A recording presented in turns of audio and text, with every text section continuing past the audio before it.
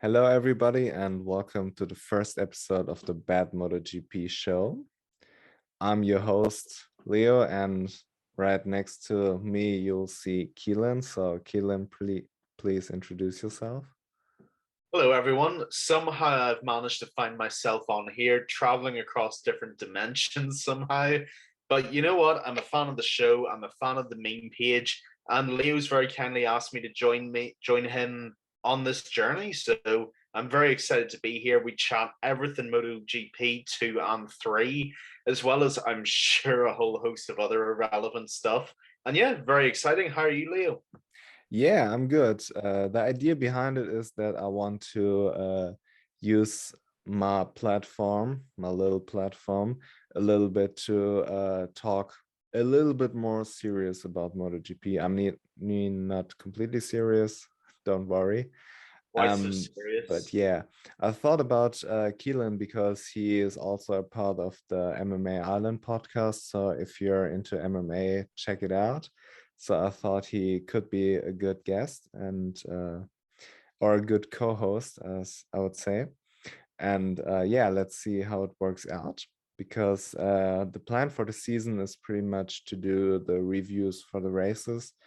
Um, we plan on doing it every Monday after the race. So let's see how this works out with our personal lives there. And today we want to talk a little bit about the 2022 MotoGP season and preview a little bit.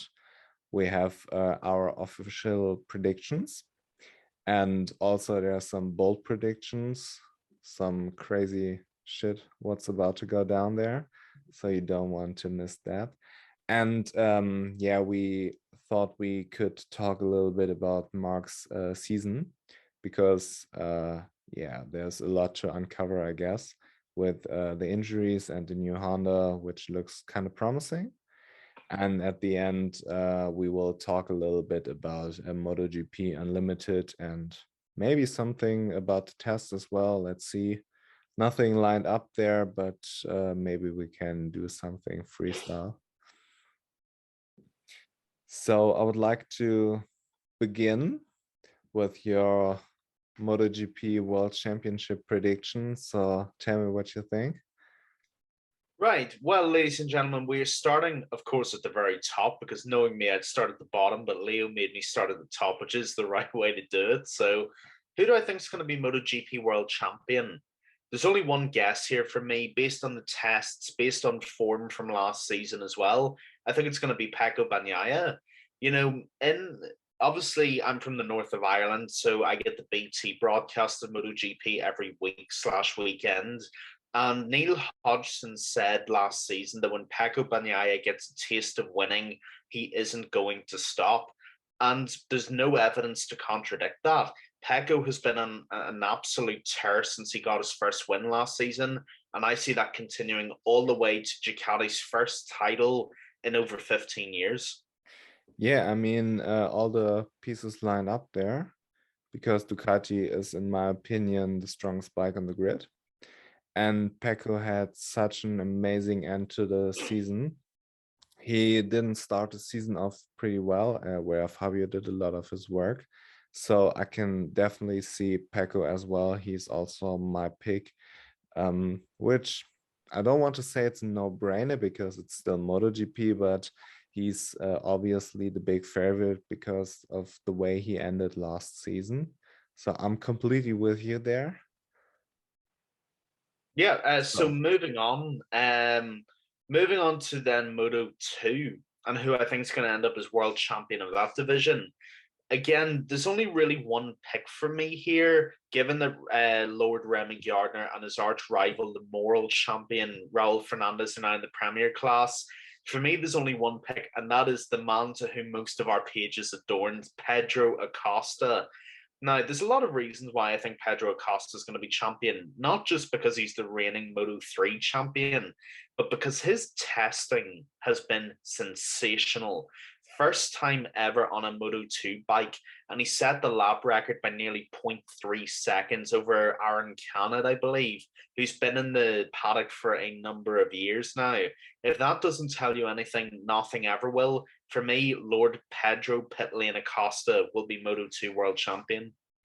Yeah, about that, I have to change my opinion that I told Remy in our podcast, because at the beginning of this year I thought, okay, it's a new class, obviously, and Moto2 seems to be a lot more about consistency, because Moto3 is all over the place, and Moto2 you really have to be consistent, which was the key to Remy's championship. And also don't forget the overseas races. Pedro never had to go to Asia and never go to Argentina, which is new and a lot of stress, I guess, for a rider. So I thought, okay, I can't see him win the championship again. But then I saw the tests, and oh my fucking God, he was so damn fast right from the get-go. I mean, Francesco Cavalli, he's the data engineer for Red Bull KTM IO.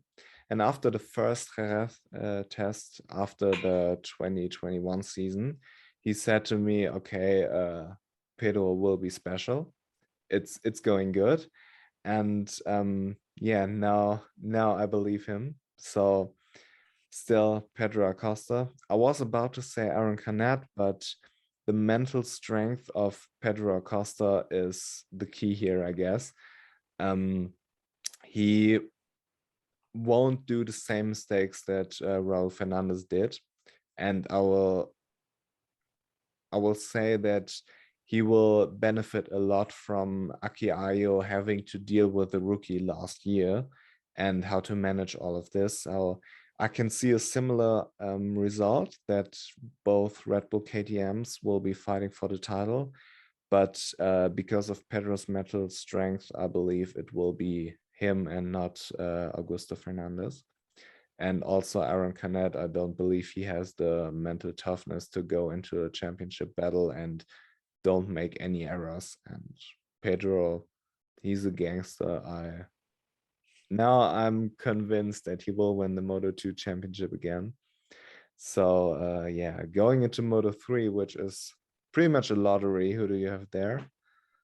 Yeah, going into Moto3, as you've just said, it's just a lottery. You could pick half of the grid and you wouldn't be wrong with anything that you would say. That being said, I'm going for another Red Bull KTM, and I'm going with Jaime Masia to win the Moto3 world title this year. Now, Jaime Masia had a great start last year, but he got overshadowed by Pedro quite a lot. Understandable, because Pedro stormed through the grid every time there was a race, pretty much. That being said, I think Jaime will have learned a lot from last season. I think he's learned a lot from getting those really good positions, but then falling just short. I don't see him making those same mistakes again. For me, Jaime Masia will be the 2022 Moto3 world champion. Leo, who have you got?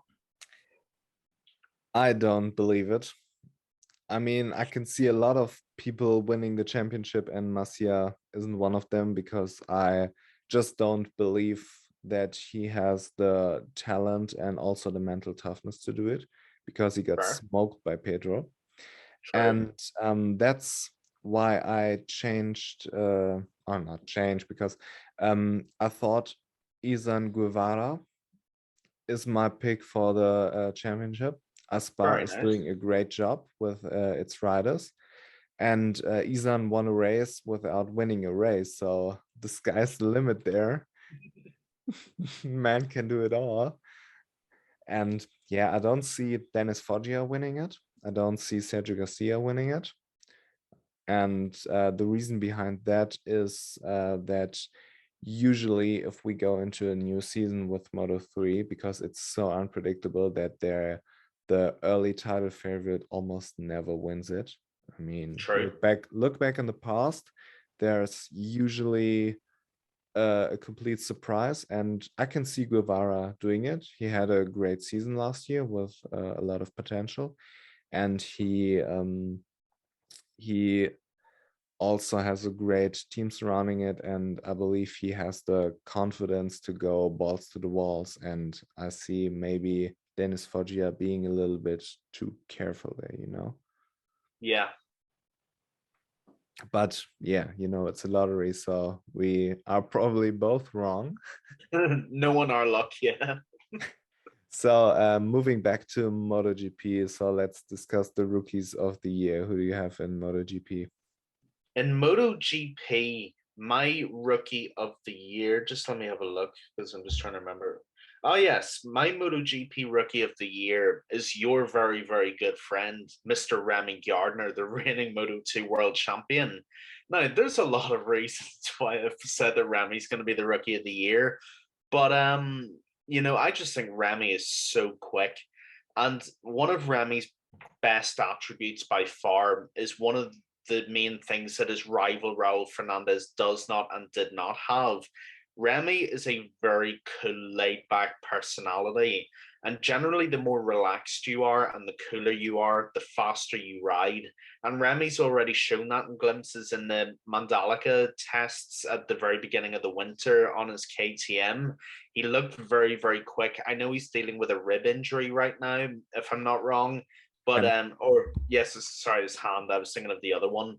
But he's looked really, really quick on his bike, and he's only going to get better. And I think there's going to be quite a few tracks in Europe that suit Remy as well. So for me, MotoGP Rookie of the Year will be Remy Gardner.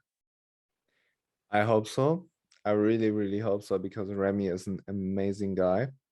And yeah, as you said, he's injured right now, so I wouldn't over interpret those tests where he wasn't as quick as the other riders, because he was simply injured.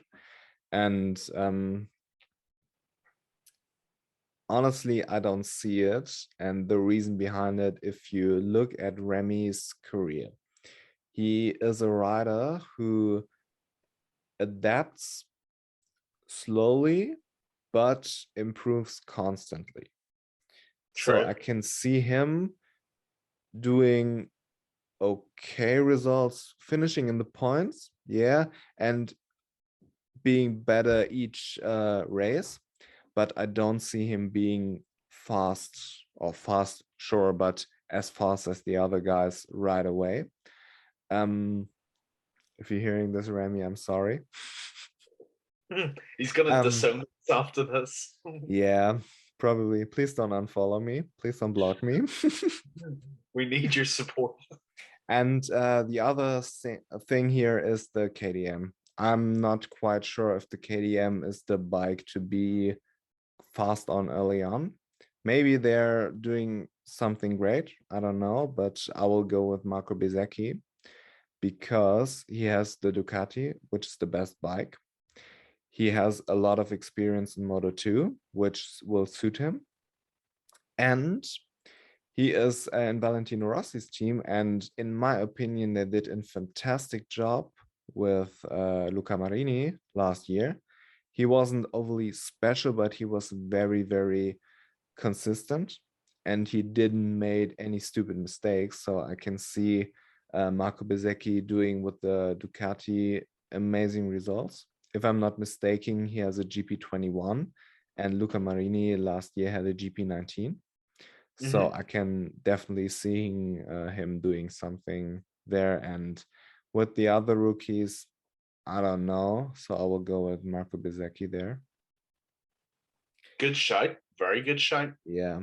I mean, Moto2 Rookie of the Year, I don't think we have to discuss this at all. I mean, our World Championship prediction says it all, our Lord and Savior. Yep, it is our Lord and Savior Pedro Acosta once again. I am predicting pit lane Pedro to win at least twice from the pit lane this year, and I think he's going to be Rookie of the Year. I can't say much more. He will win on a Moto3 bike in a Moto2 class. He's going to strap a nitrous tank to a Moto3 bike and still smoke the grid. Yeah. But Let's move to Moto3, which will get really, really interesting because, again, it's pretty much just a lottery. Yep. So Moto3 Rookie of the Year, I think we're on to now. Yes. Yep, that's it. So my Moto3 Rookie of the Year is very left field, and I mean very, very left field. It's Tayo Furusato. Now, a lot of people aren't going to be paying much attention to Tayo, and I can kind of understand why. But when you look at what this kid has achieved so far, he will become much more of a favorable dark horse than you think. Immense presence in the Asia Talent Cup and the Red Bull Rookie Cup in the last couple of years, and he's been fast tracked straight away to Grand Prix racing. That kind of confidence tells you all you need to know. And I think Tayo Furusato is going to be the Moto3 Rookie of the Year. I can see it happening. He's fast. I was really impressed by his Mugello race, which was his first race in the Red Bull Rookies Cup, and he won it immediately. That was really, really amazing. But I will go with the reigning junior Moto3 champion, which will be Daniel Algado. He's the champ. You have to give him the edge there. And there isn't much arguing because I don't know. I can't argue this. He's just so amazing. Last year, he has been crazy good in the junior championship, and he has been good in the Red Bull Rookies Cup. So why not? Yeah, absolutely. So let's move a little bit more to the fun side. The biggest surprise in MotoGP. My biggest surprise in MotoGP is going to be the moral champion of Moto2 last year. It's Raul Fernandez. Now, I did think Remy would be the rookie of the year in MotoGP, but Leo, you made some really good points about his injuries and his time that it takes to adapt to a new class, both of which are very, very fair points. That being said, the impression Raul Fernandez left after his test was as impressive as it was immediate, because it was immediate. And I think Raul could definitely surprise a lot of people this year in how quickly he adapts to that bigger bike. So for me, my MotoGP surprise of the year is going to be Raul Fernandez. My only issue with that is that after his Moto2 season, would it really be a surprise if he's good? Well, I mean, when you consider the issues you've laid out with the KTM, as well as the adaptability issues from Moto2 to MotoGP, and how many riders have struggled with that before, I think it could be considered a surprise. Fair enough. Subjectivity. Fair enough. I will go with Frankie because I feel like a lot of people are sleeping on Frankie. A lot of people. Don't forget, he almost won the MotoGP championship in 2020. If his engine didn't blow up in Jerez, he probably would have won it, if I remember correctly. He was utterly injured last year. He had a really, really horrible knee injury, which kept him from performing at its best.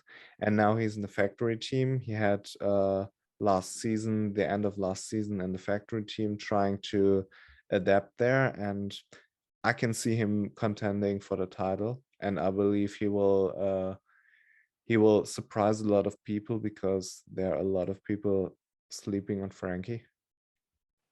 Yeah, I couldn't agree much more. I mean, like you said, destroyed his knee last year and was very unfortunate the year before. So I like that a lot. I'm a big Frankie Morbidelli fan. So Moto2 biggest surprise, and my surprise is going to surprise a lot of people because my surprise is Cameron Beaubier. Now, Cameron had, I think it's fair to say, an underwhelming start to his Moto2 career last year, crashed out of a number of races, and didn't finish anywhere near where he'd want to or where he would think he should. But he's a 5-time Moto America world champion, and I think he will come good this year. I think he's taken a year to learn the new grids and the new circuits, and I think he will start placing higher. So for me, a person I expect to finish in the top 5, if not challenging for the title, it's Team America's Cameron Beaubier. Yeah, you're right 99%, but he won't be challenging for a title. Nobody's challenging for a title when Pedro's there. Sure. No, but in all seriousness, I like it. I really, really like it because I was really impressed by Beaubier if you look at the races where he's familiar with the track. Agreed. For example, his second race in Portugal was really, really good. His race in Austin was really, really good. And now he had a whole season under his belt. I can see him doing something. I will go with Celestino Vietti Like because that. I believe this dude is a motherfucker. He was so good in Moto 3. He was a little bit forced into Moto 2, I feel like, but he had a whole season to adapt and he is really, really quick. And I see him surprising a lot of people. Yeah, I really, really like that pick. I mean, like you said, Celestino Vietti had a really good end of last season, and I could very much see him carrying that form into Moto 2. He is quite big for the Moto 3 bike, so the Moto 2 bike will probably fit him a lot better too. So yeah, I really, really like that pick. So now on to Moto 3. Sorry, did you have something to say, Liam? Excuse me? Were you going to say something there? No. I would just want to say to move to Moto 3. Oh, right. Okay. Right. So on to Moto 3's biggest surprise. And I think it is going to be a guy who is a rookie to the paddock this year. It's Joel Kelso. Now, Joel has got a very, very promising and impressive young career already. You know, last season he was very, very good in his championship. And I think he's going to carry that form into this year as well. Even in his tests so far, he's placed pretty well for a guy who's new to the Moto 3 class.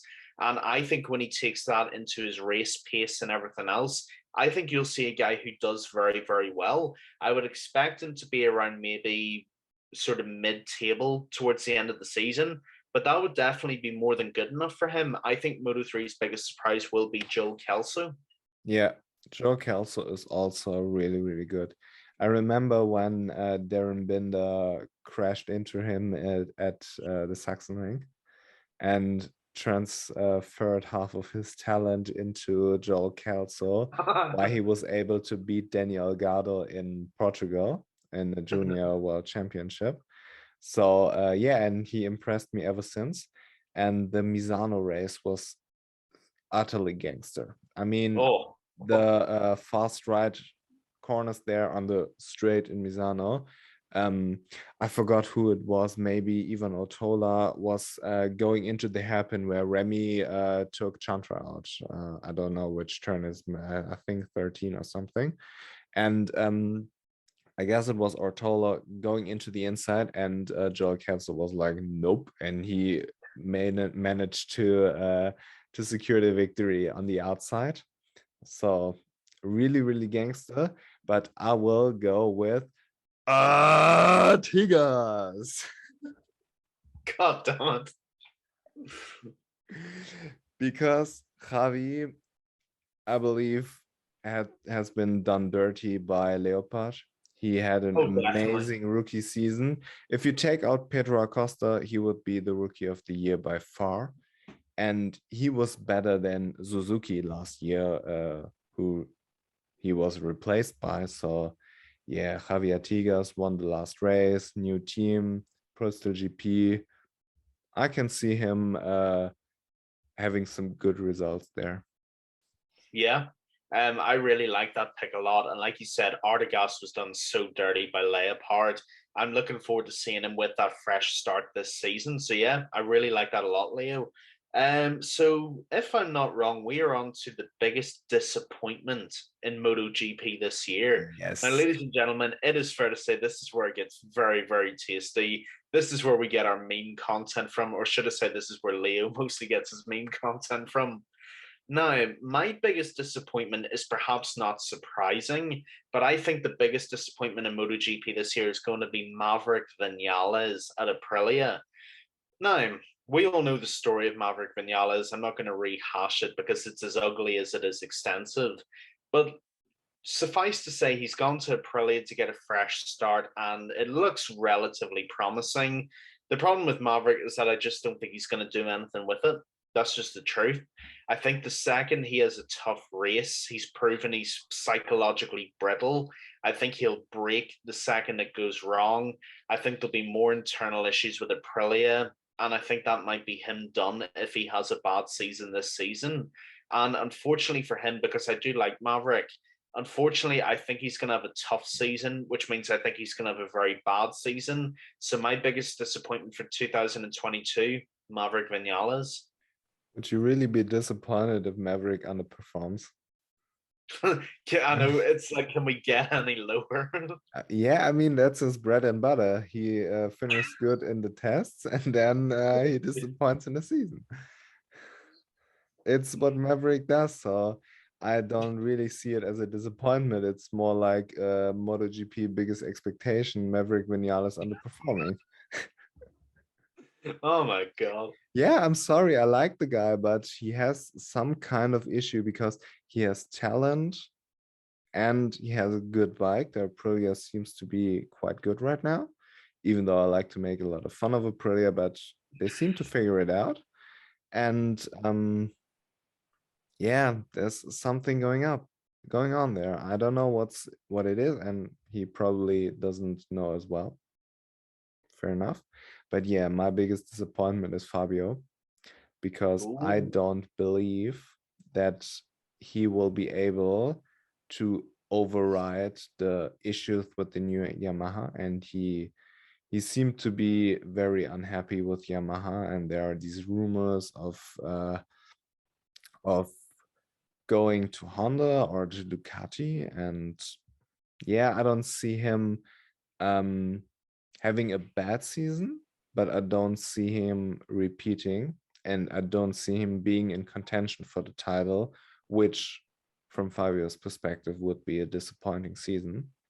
And because everybody's expecting him to win again or challenge at least for the title, my biggest disappointment is Fabio. Nice. I mean, I have to respect that. You know, we all know the issues with Yamaha, and Fabio looks deeply unhappy with that new bike. So definitely, I couldn't agree with much more with that, Leo. So Moto 2 biggest disappointment, and this might be a little bit controversial to some people. I don't like saying this because I'm a really, really big fan of this guy, but my biggest disappointment is going to be Joe Roberts. And I really, really like Joe Roberts ever since he burst onto the scene in Qatar in 2020 when he finished fourth. I've always rooted for Joe and I've wanted to see him challenge for the title. Unfortunately, since he's gone to Italtrans, which was Enea Bastianini's title winning squad, he's just fallen apart. You know, every race it looks like he crashes out or he finishes towards 20th. And I don't know if it's an expectation thing being with a championship caliber team or if it's just his inability to handle the bike. I don't know what it is.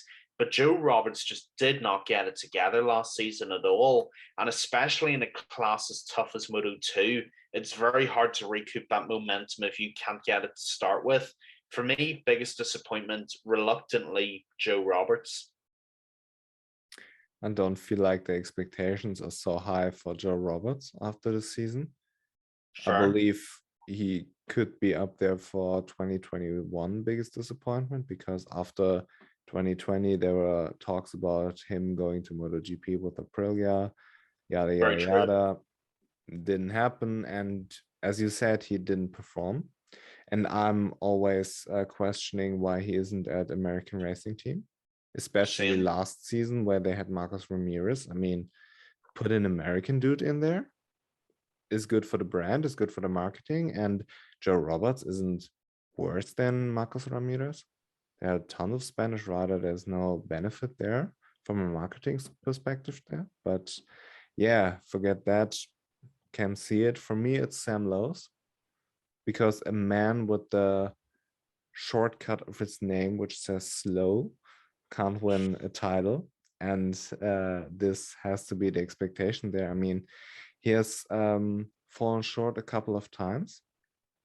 And after 2020, where he fell short again, a lot of people expected him to win in 2021, and he didn't. He fell apart again, and I don't think he will win the championship this year, and it has to be the expectations because he's the next best guy after those who moved up. Yeah, absolutely correct yet again.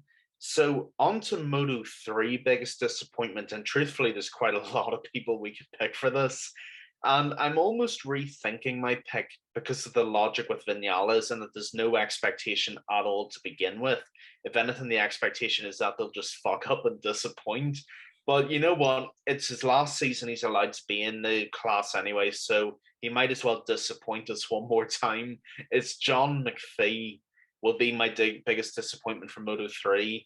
I mean, Crashy McPhee, as you could call him, he's just a magnet for trouble on the track. Everywhere where there's a crash, it seems to follow John McPhee, no matter which track he's at.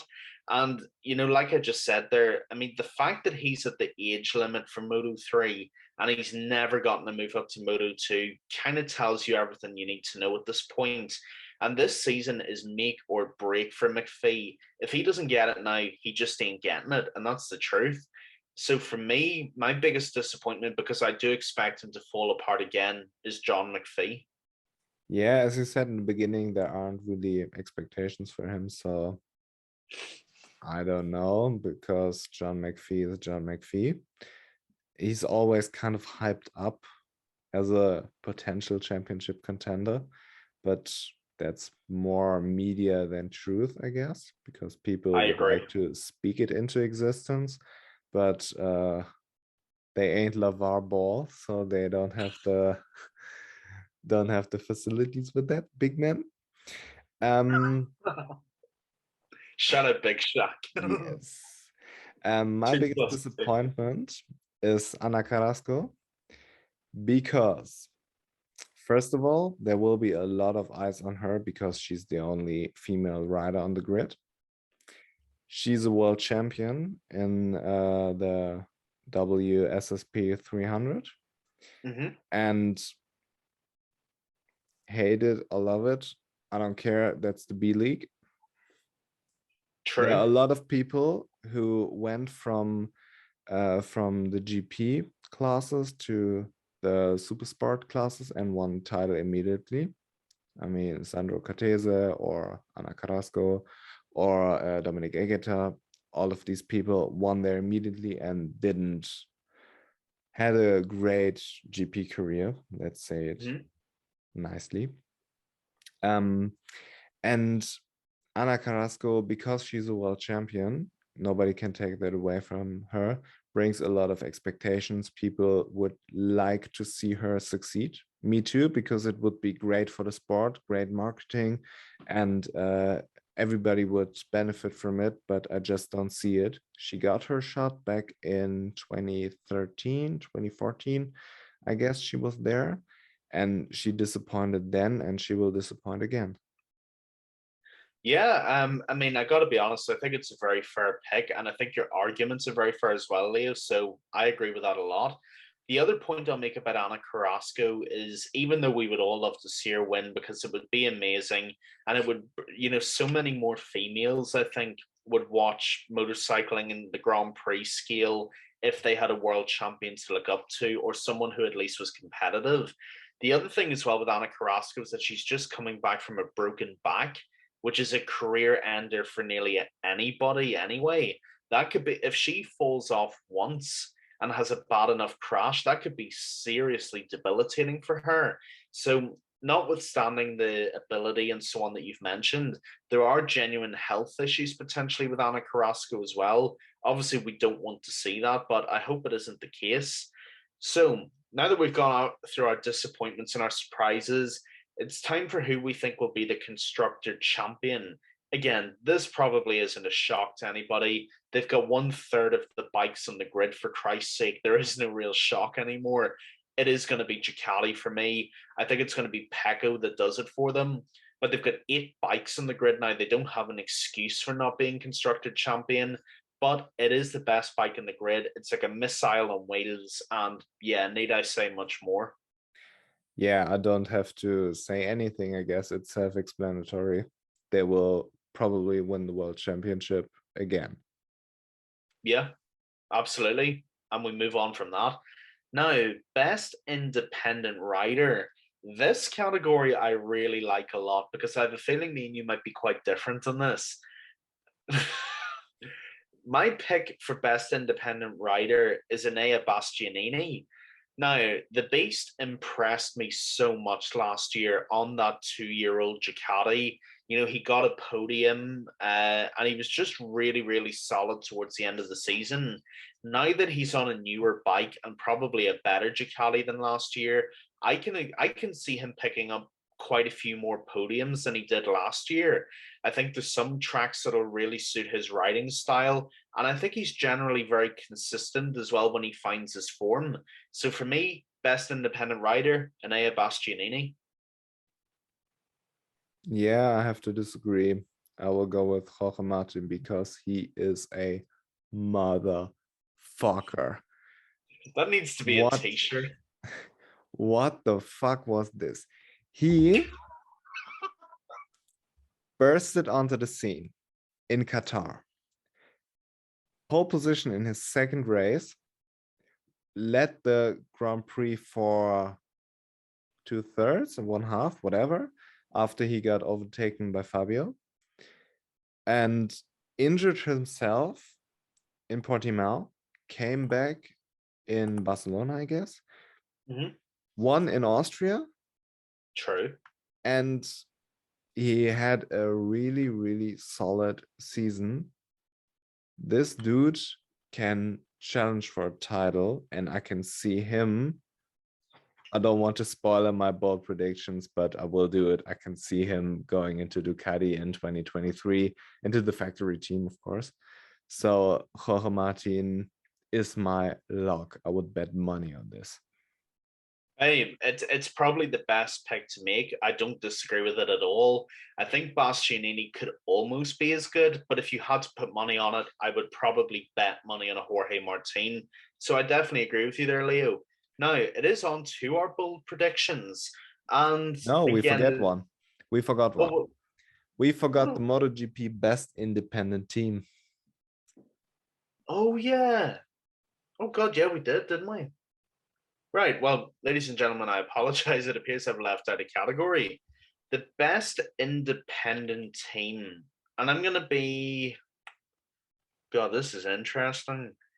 I'm going to say Tech 3 KTM. I'm saying this more to be different than anything because I think I know what Leo's going to pick. And we kind of the same thing. So it just, no one would watch if it was the same. But with Tech 3 KTM, you've got two incredibly good riders in Remy Gardner and Raul Fernandez. And when they're both fully fit, you've got a problem for the rest of the grid. The Flying Tangerine is hopefully going to be better this season. And I think you've got two of the best young riders in the world on those bikes to challenge. So for me, a little bit of a wild card, but a pick as well. It's going to be Tech 3 KTM. I don't see it because they're both rookies. And I can see them having completely different seasons because Remy, as I mentioned earlier, I can see him being very consistent and progressing through the whole season.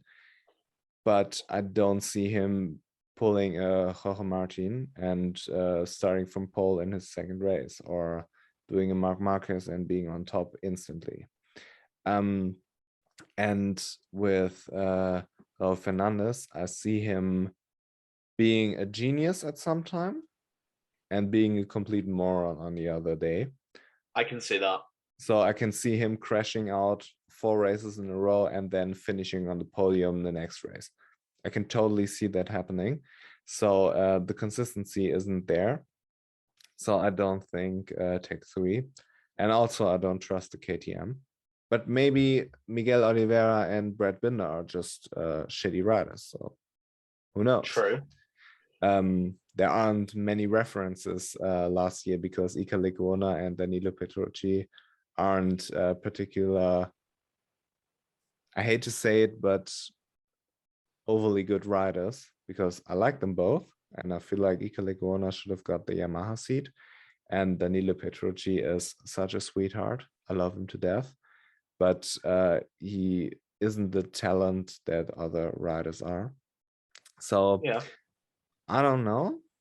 But my pick will be Valentino Rossi, because Luca Marini, as I mentioned earlier, is a very, very good rider. He's very consistent. He doesn't do stupid shit. He simply True. doesn't.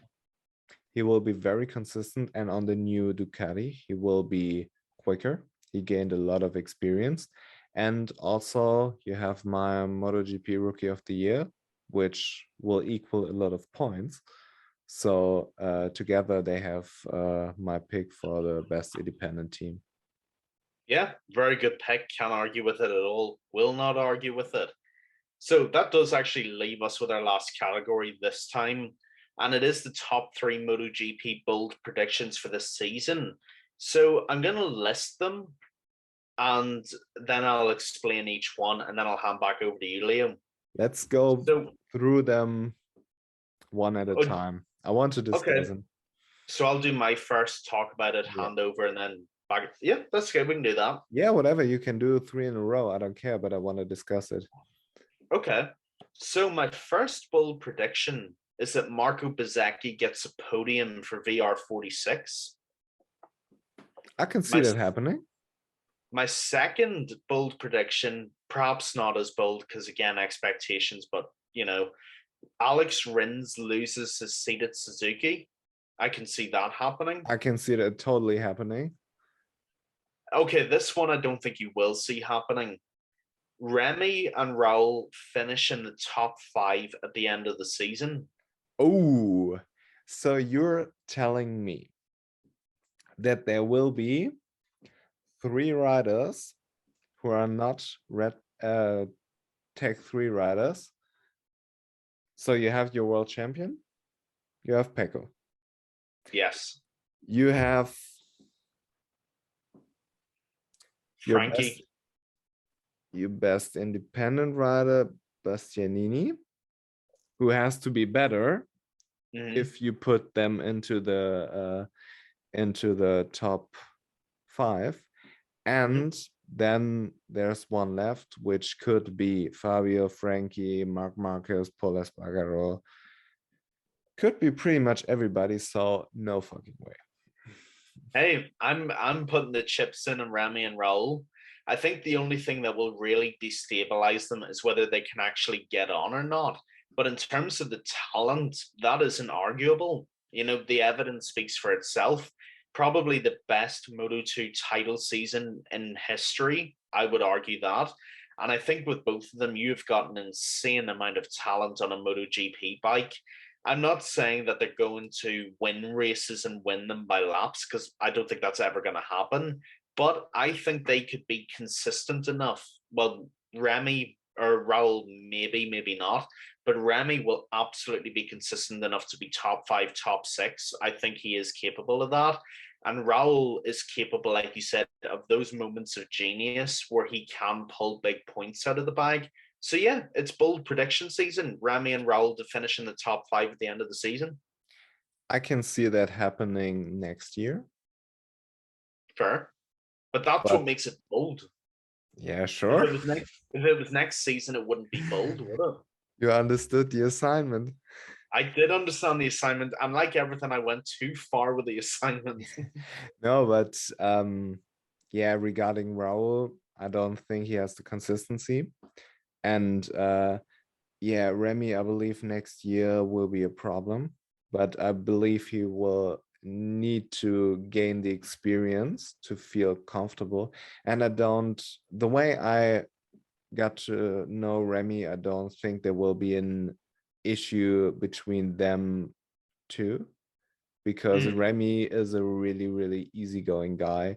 And there are things that he likes and he does them and he enjoys them. And there are things that, I mean, he doesn't like and he won't enjoy them as well, but he won't put too much emphasis on these things. He just doesn't care. I mean, he said to me how he dealt with the pressure of getting a MotoGP contract was to forget about it.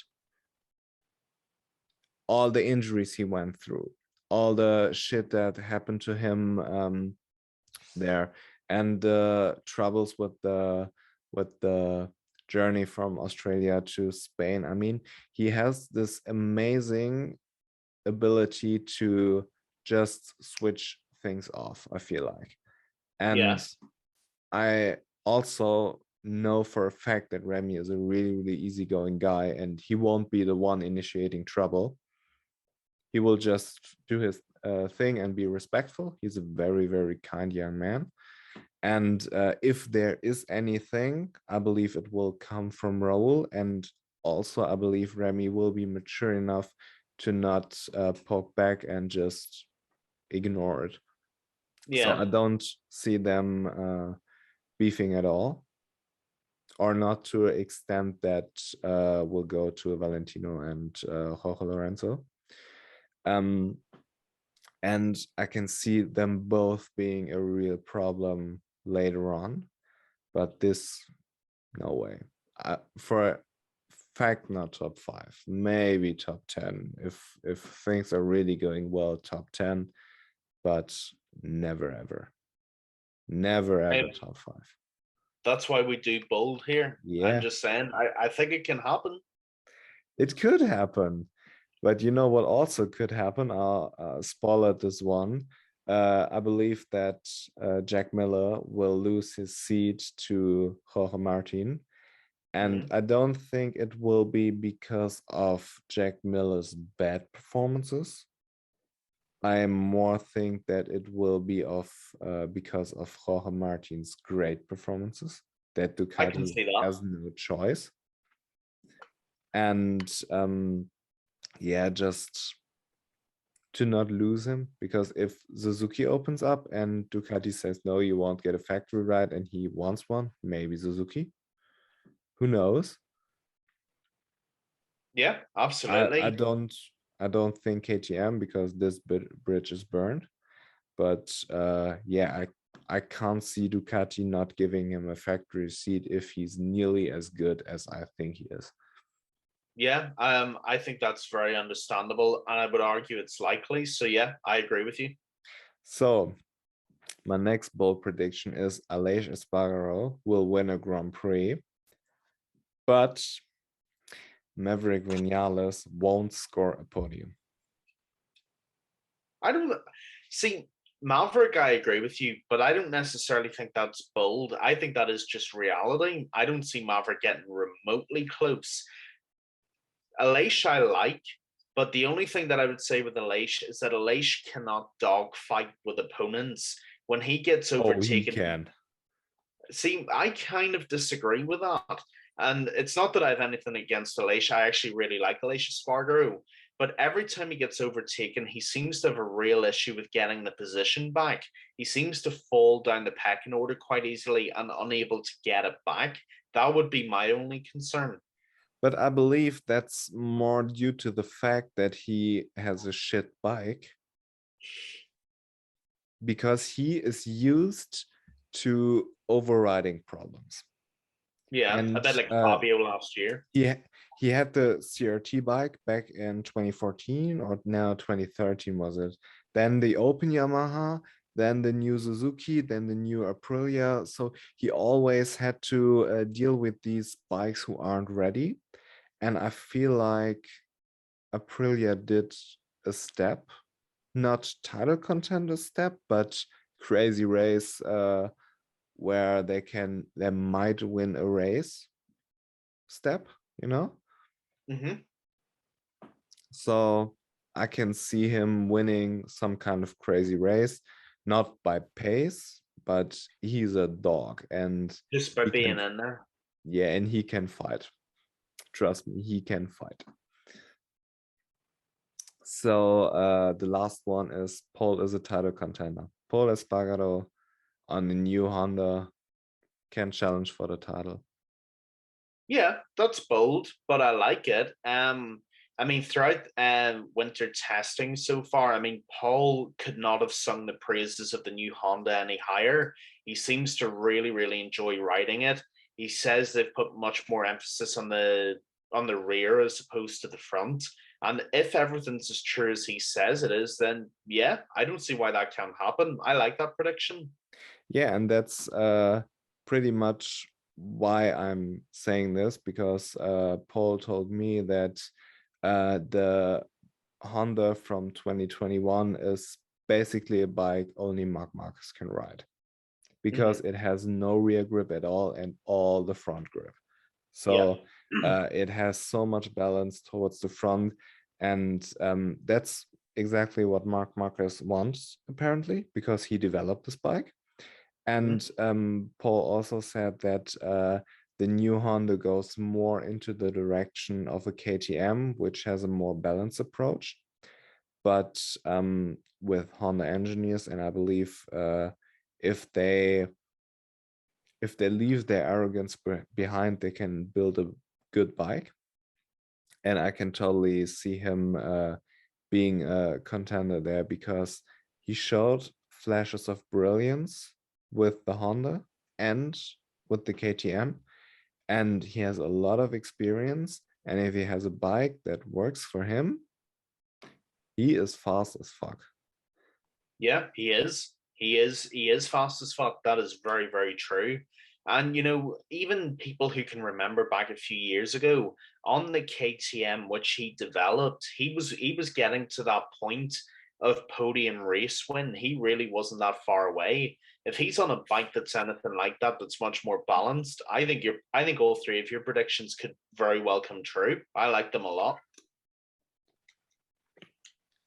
Which is what brings me to the next point. We didn't talk about Marc Marquez at all. So, Senor Marquez. This is interesting. What do you think of this whole thing? Mark yeah, Marquez 2022. the fact is, I don't know. And of course, I don't know, because only Marcus and the people near him know. But I don't have an opinion, because there are so many factors who go in each direction, starting with the new Honda. We touched on this, because I believe that the new Honda is more rideable and is a very good bike. But I also believe that the Honda was like this, very, very front balanced, for a reason. And the reason was Marc Marquez. So the question to me is, can he ride on a high level? Or of course he can on a high level, but on a championship contending level, with a bike which is not 100% suited to him? This is the first question I have, because I don't know. On the other hand, it could be that the new Honda is much more easygoing, which benefits his physical condition, and he can be even faster because he don't have to, there are so many different arguments pulling me into each direction that I don't know. The injury, who knows? He knows. I don't know. It could be that his arm is completely healed and his eye is completely healed. It could be that after the first crash, that everything is fucked up again. It could be that the injury took so much out of him physically and mentally that he can't be able to, that he isn't able to push the way he used to. And it could be very well that he is good, but simply not good enough because everybody made a step up. So I don't know. I can see a lot of different scenarios there, but yeah, I'm really eager to see it. Yeah, this is such an interesting question because, as you just said, there are so many different angles to this and so many different perspectives to it. It really, really depends on what condition Marc Marquez is in. And look, I'm a Valentino Rossi fan. Before anybody tries to accuse me of hating on Marc or anything, I'm a Valentino fan. You know, deal with it one way or the other. But if Marc Marquez is in fully fit condition, he's more than capable of wiping out the entire field, with the exception of Pecco Bagnaia, because Pecco did beat him in a shootout in Aragon, I think it was. So the real issue. Sorry to interrupt you there. It was not Marc Marquez at his peak. But yeah, that's true. But the reason that's important is that Pecco in his head has already beaten Mark once. Yeah, sure. And that gives him the belief to be able to do it again. I'm not saying it was fully fit Mark. In fact, it was probably only 50% Mark. But it's the belief that's important, not the physical condition. Where the physical condition is important is this season and what we will see from Mark. Now, I'm not going to cover everything you've just said because I think you've covered it very well. The one point I'm going to add to the discussion is this, and I'm eager to hear what everybody else thinks about this.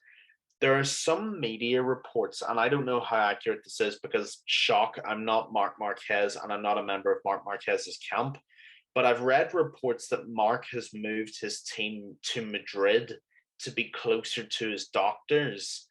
Now, I don't know how much emphasis you put on that. I don't know if that's an emphasis on his condition being worse or being better.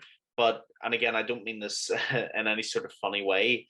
That's something to keep an eye on there, because Mark's condition might deteriorate very quickly, whether it's his arm or whether it's his eye. The two most important things you need to ride a motorcycle, he's both damaged severely. I mean, the fact that Mark can even see and the fact that Mark's arm is even still working is miraculous in itself.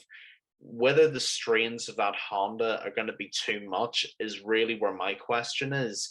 And, you know, I can't give any kind of prediction because it's impossible to say. It all depends on what physical condition Mark's in. If Mark's in peak physical condition or as close to that as he can be, it's Mark's to lose, really, in terms of ability and what he does to the rest of the grid. But if Mark is anything less than 80% fit, he will be in trouble. And he has to sort his crashing out. Yeah, he can't afford to do that anymore. And look, Mark's a bit like Cal Crutchlow in that he's a rider who has to crash it to push the bike to its limits and find out where those limits are. The problem is, as you've literally just said, his body won't take that punishment anymore of pushing it to the limit. All it's going to take is one big crash for Mark and his body will give up on him. On the other hand, if the new Honda is more easygoing and not such a diva, maybe it's easier to find a limit there. Maybe the old Honda was mandatory to push it to an extent where he lost it to know, okay, here's the limit. And maybe the new Honda sets it a little bit clearer. Okay, like, okay, go here. And if you go here, it's too much. Could be. I don't know. The thing is as well, even if it is a more balanced bike, Mark's DNA is to push everything to the limit. All right, the bike needed to be pushed to the limit, but that's because that was the DNA of the rider that developed it. Is that same DNA going to push a more balanced bike over the edge as well? That's the counter argument you have to consider.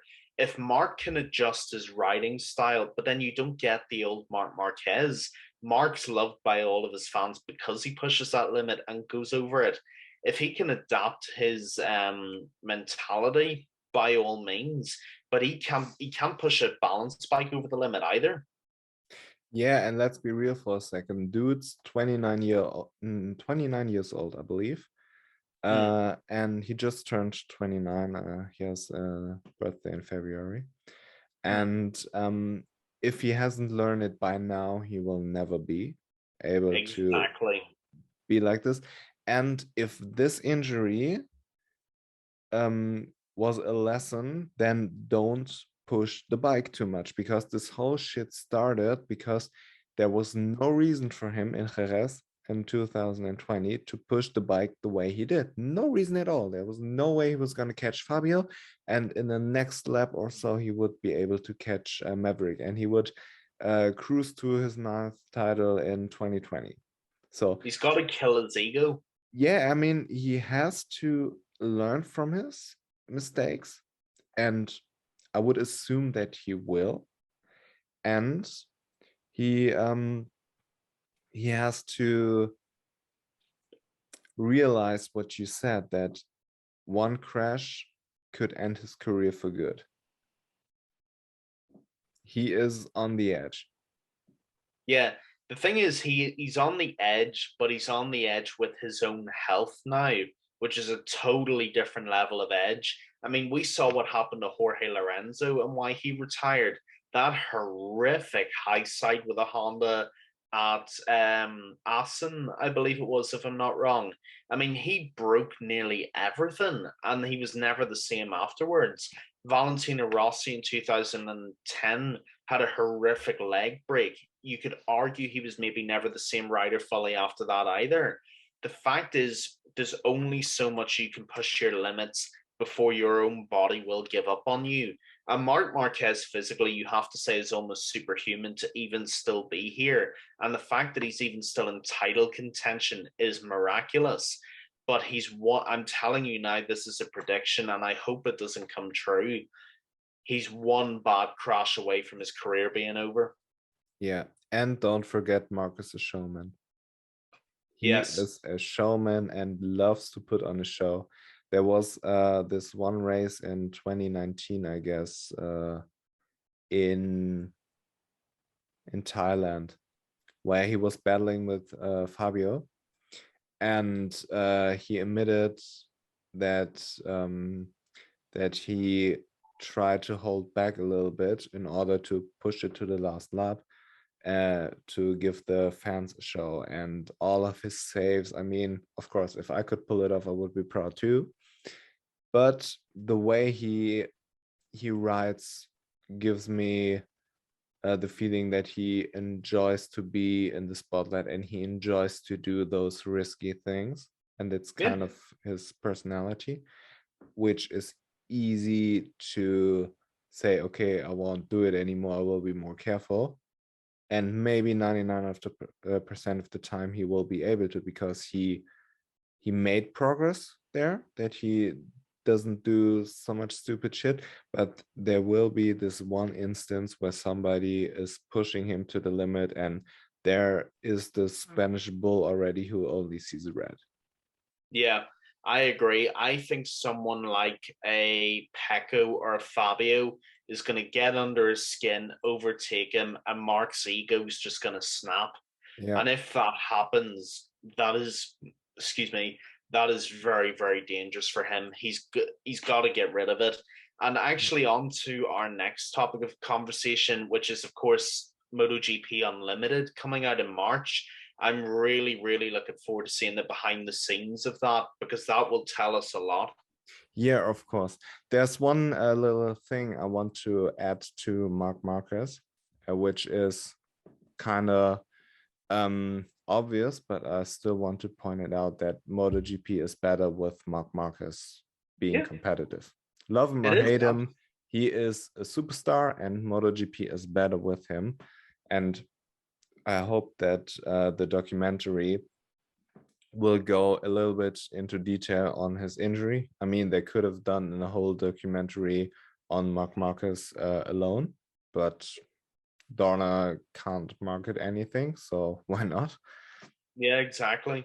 Yeah, and MotoGP Unlimited, it was long overdue. It was long overdue. Formula One, they proved how successful this format is, and even the NFL and the college football, here the national college, the NCAA, I don't know. Yeah, They had the Prime Video series. What was it? All or Nothing. Yeah, all or and they nothing. Yes. even did it with football. And there's so many documentaries, and they did the Schumacher documentary and everything, and MotoGP was just sleeping, so it was long overdue, and I was calling for it for a long time, and yeah, they're now doing it finally. My one concern is that Donna will somehow manage to fuck this up.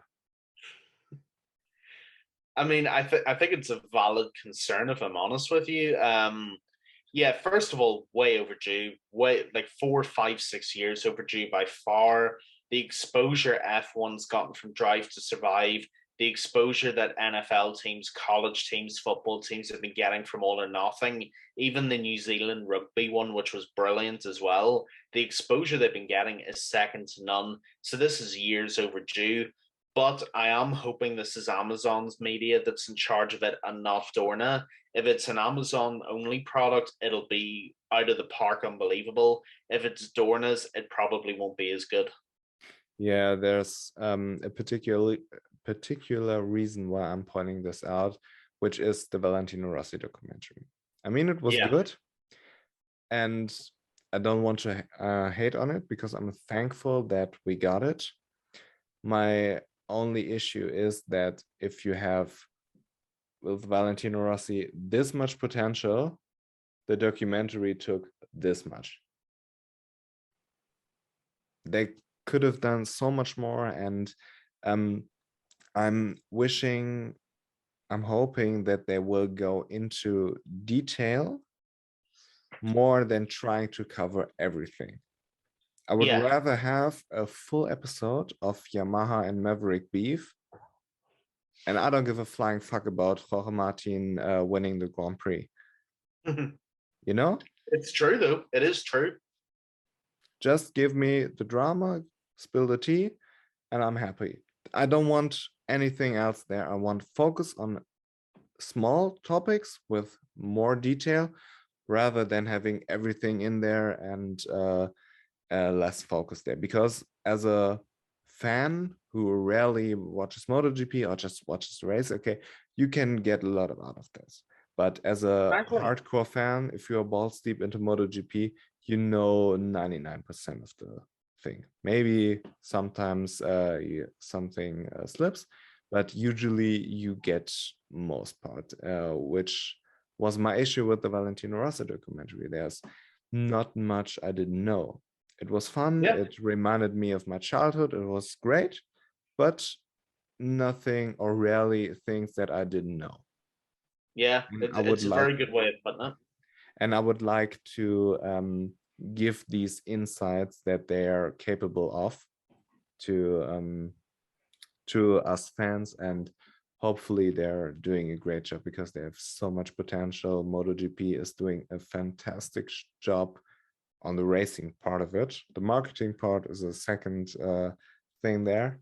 I've had my issues with it in the past. But yeah. So what's your opinion there? Yeah, I agree with everything that you said. The point of this type of series is to give individualized focus on the main topping or the main talking points. For example, you want a point about Marquez's injury, drama at Yamaha, development of the Aprilia, maybe the Espargaro podium would be a good episode. And then you want a lot of it dedicated to Valentino's retirement as well. You want Fabio's title win, all that sort of stuff.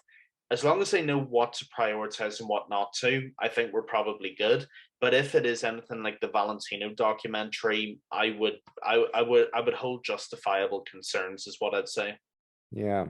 I have a question there. Do you know if they're taking the Drive to Survive approach, where they will go with one team for a weekend and don't know what will happen on the weekend?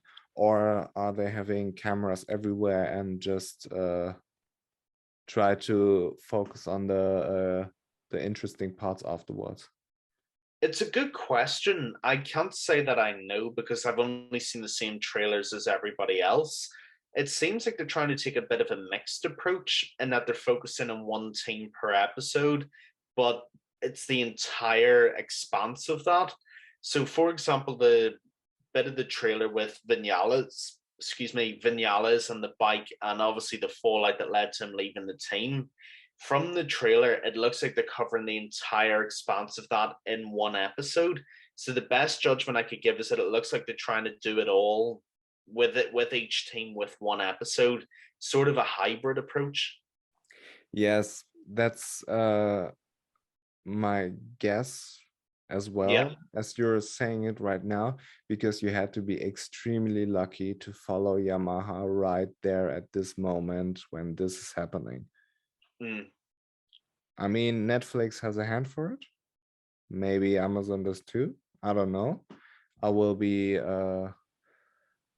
watching. I will be making memes, and hopefully if it gives some insights. But yeah, I can see you're right. They're taking a hybrid approach, but I don't know. It's a That good would be my question. best guess. Yeah, you had to be the luckiest person alive. From Yeah. 18 races they had to be on the talking point of the season, to be right there with the team. Mm. Yeah, absolutely. Couldn't have said it better. I mean, maybe Pedro Acosta is directing it with his luck. He can't miss. It's But just POV for the whole thing. yeah, and also Pedro, I would like to have a documentary on him. Why are they doing this? Yeah. Ladies and gentlemen, Talking you heard it more. here first. We want the Pedro Acosta documentary. Yeah, I mean, you could do a movie. If you would Pedaling have shown Pedro. me, if you would have shown me a video where you talk about Pedro Acosta's season 2 years ago, I would say, fuck off. No way. I mean, this is a movie. This is, if you turn on the MotoGP video game and play my career mode, then you do these kind of shit. But not in real life. This is not happening. And the way they are not materializing on this is almost criminal. Agreed. Yeah, I agree with you. Why isn't there a Mark Marquez documentary on his injury? Why isn't there a documentary about Remy and his championship and the history he has with his father? You Yeah. could do so much there and promote it that everybody in fucking Australia watches MotoGP upside down. Hey, Kevin, listen, or Leo, sorry, I gotta go here in a minute. I've got the MMA Island podcast today. So Yeah, sure. do you mind if we wrap this episode up? No, no worries at all. We are through everything anyway. So I had a pleasure talking. I mean, Absolutely. it's getting late right here too. I have to get to work tomorrow, and I'm tired as fuck. So one question: how bad will Bobby Green get fucked by Islam? Very badly. Okay, good. Very, very, very badly. All right. So thank you for your time and have a good evening. Pleasure, Leo, and thank you everybody for watching as well. Really appreciate it. Goodbye.